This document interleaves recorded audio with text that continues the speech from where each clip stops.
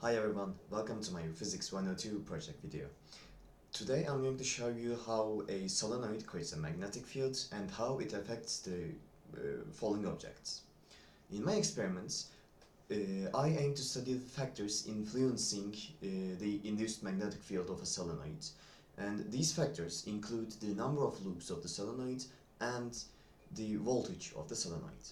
For my experiments, I used a solenoid which originally had 1100 loops of wire around the tube, and a DC power supply, two equal massed objects, which was one of them was magnetic and the other one was a non-magnetic object, just like rubber.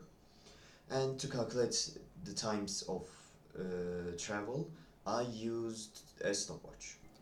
As you can see, both the metallic and the non-magnetic object took around 0.50 seconds to fall through the solenoid, which had no magnetic fields whatsoever. And this was actually expected because both of the objects had equal masses. Here is the metallic object, and here is the non-magnetic object. Let's look at how the quantity of loops affects the time took for each object to fall through the tube.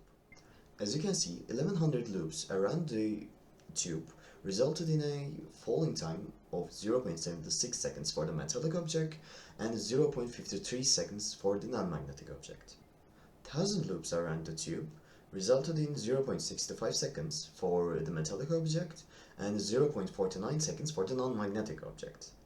And 900 loops resulted in 0.57 seconds for the metallic object and 0.45 seconds for the non-magnetic object.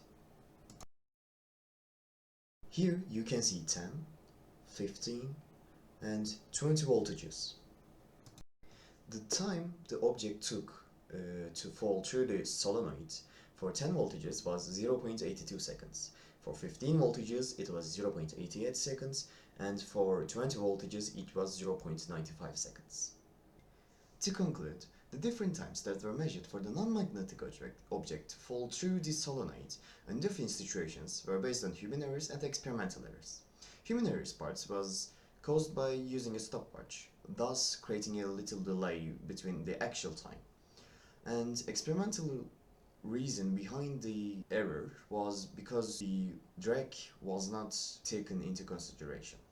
And the error percentages for the non-magnetic object was 4.1% for different loop counts part and 8.2% for different voltages part.